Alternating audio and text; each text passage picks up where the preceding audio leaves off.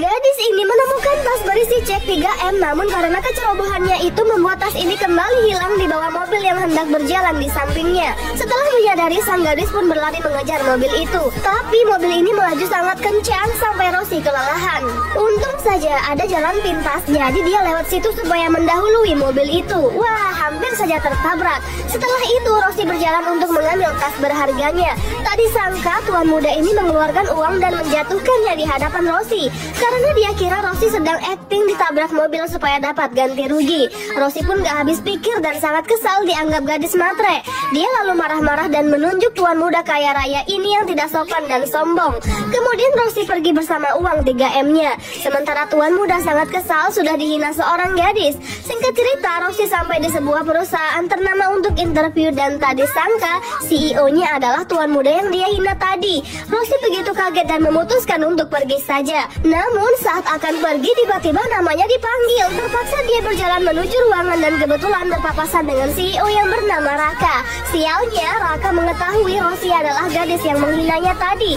Dia pun marah-marah dengan Rosie, sementara Rosie terpesona dengan ketampanan Raka. Setelah itu Rosie pulang dan makan bersama Bibi. Kemudian ada yang mengetuk pintu dan ternyata dia adalah sekretaris Raka, yaitu Wawan. Tujuannya datang kemari adalah untuk merekrut Rosie sebagai asisten Raka.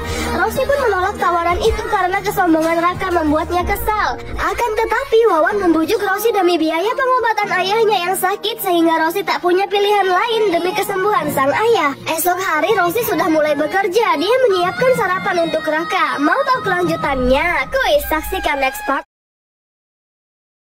Gadis ini mandi setelah bermain bola bersama majikannya yang menyebalkan. Karena itu dia berencana untuk ngerjain sang majikan setelah ini. Namun sialnya si gadis yang malah kena usir lagi oleh majikannya ini, sehingga dia semakin kesal telah menjadi asisten pribadi pemuda ini. Di malam harinya Bibi menelpon untuk menanyakan kabar Rosie, lalu menceritakan kejadian yang menimpanya tadi. Akan tetapi si Bibi menganggap itu biasa. Kau tak perlu cemaskan itu, ucap sang Bibi. Pagi telah tiba. Rosie membawakan secangkir kopi. Kemudian Raka meminta Rosie untuk mengeringkan punggungnya. Tak disangka si Rosie malah terkagum-kagum dengan Raka. Lalu Raka menarik Rosie hingga terjatuh bersama. Dia menyatakan cintanya kepada Rosie. Sontak Rosie kaget setengah mati. Melihat ekspresi Rosie, Raka pun tertawa terbahak-bahak. Ternyata dia hanya bermain-main saja. Rosie yang malu keluar dengan kemarahan di hatinya. Hari telah berganti. Rosie semakin suka saja dengan Raka. Dia menarik Raka dan menanyakan tentang penampilan barunya. Namun di sana ada seorang wanita. Dia bingung melihat tingkah Rosie. Kemudian dia mengatakan Raka adalah tunanganku. Keesokan paginya Rosie mendekati Raka lalu mengajaknya pergi ke suatu tempat. Kini mereka sudah sampai di stasiun kereta dan duduk bersebelahan. Raka takjub melihat sekeliling karena dia belum pernah naik kereta. Kemudian Rosie dan Raka sudah keluar kereta dan melanjutkan perjalanan mereka. Ternyata Raka lapar guys. Langsung saja Rosie mengajak Raka makan di warteg langganannya dari bayi. Waduh, artinya sejak dalam kandungan Rosie sudah biasa dibawa ibunya ke sini ya. Tapi Raka pun heran dengan makanan yang ada di sini, sehingga timbullah pertanyaan di dalam benaknya, apakah makanan ini bisa dimakan? Dia heran karena biasa makan di restoran bintang 5. Dia bertanya, apa ini? Tahu busuk, jawab Rosie. Sumpah guys, itu nama dari filmnya langsung, bukan aku yang buat-buat sendiri. Rosie mengatakan aromanya memang tidak enak, tapi rasanya Langsung saja Raka mencoba sambil menutup hidung, dan ternyata benar, makanannya seenak itu loh. Akhirnya mereka pun makan dengan suka hati, ceria, gembira bersama. Dan terlihat sepertinya pundi-pundi cinta antara mereka sudah mulai tumbuh ya. Setelah makan, Rosie membawakan gitar untuk Raka. Jadi guys, ini cita-cita sesungguhnya Raka, yaitu menjadi seorang musisi. Namun keinginannya harus dikubur dalam-dalam demi meneruskan warisan perusahaan.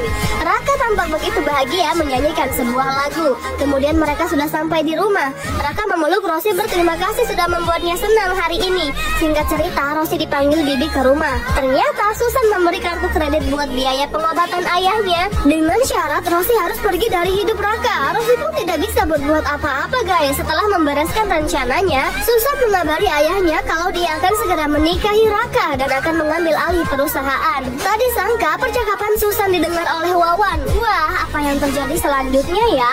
Kuis, saksikan next part. Pemuda ini menggendong sang gadis yang pingsan semalaman. Dia lalu membawa masuk ke kamar dan membaringkannya di atas tempat tidurnya. Raka mencoba membangunkan Rosi, namun tidak ada tanda-tanda kesadaran. Dia terus memanggil sembari mengusap kening. Ternyata Rosi demam tinggi.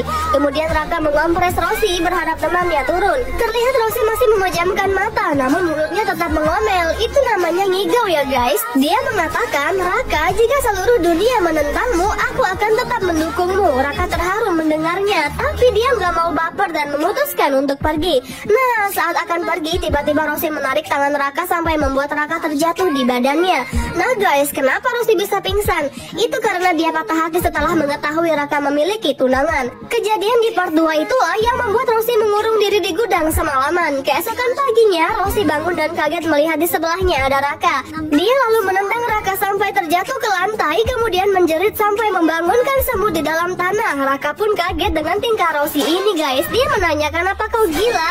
"Kau yang gila," jawab Rosi. "Ngapain tidur di kamarku?" "Hah? Apa kau tidak lihat ini kamar siapa?" tanya Raka. Inilah efek bangun tidur nyawa belum terkumpul ya guys. Si Rosi jadi malu sendiri, tapi dia tidak mau kalah dan terus menyudutkan Raka. "Ini pasti gara-gara kau semalam yang membawaku ke sini kan?" "Ya iyalah, kau pingsan demam tinggi, sudah aku bantu kompres. Saat aku akan pergi, kau malah menarikku." Dan di malam harinya, gadis yang gila harta ini tega menabrak bapak tua karena menghalangi rencananya untuk menikahi Raka. Lalu bapak yang ternyata sekretaris Raka pun terkapar lemas. Dan Susan langsung pergi meninggalkannya begitu saja. Sebulan kemudian, Susan dan Raka sedang membahas pesta pernikahan mereka. Setelah itu datanglah pelayan yang mana dia adalah Rosi. Raka pun kaget melihatnya, sementara Susan tersenyum bahagia. Melihat Rosi yang menderita telah kehilangan pujaan hatinya. Kini terlihat Rosi menyendiri meratapi kesedihan. Lalu muncul Susan dari dalam. Dia memberikan undangan pernikahannya kepada Rosi. Sungguh hati Rosi tersayat-sayat menerima undangan ini. Dia menangis tak kuat menahan sakit di dalam hatinya.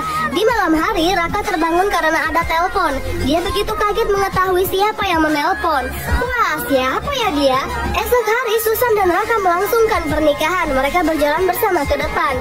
Saat pemberkatan dimulai, Susan dengan suka hati menerimanya. Namun tadi sangka Raka menolak pemberkatan ini guys. Susan dibuat kebakaran jenggot di hari penting yang dihadiri banyak kerabat. Kemudian datanglah sekretaris Raka yaitu Wawan. Ternyata yang menelpon semalam itu adalah Wawan. Dia mengatakan semua rencana Susan terhadap si Raka, sehingga Raka membatalkan pernikahan ini tepat di hadapan banyak orang. Singkat cerita, Raka menemukan Rosi setelah 1 tahun mencari. Dia mengejar dan menghentikan Rosi. Raka mencurahkan semua isi hatinya dan kemudian melamar Rosi detik itu juga. Dan film pun selesai. Happy watching ya, semoga terhibur.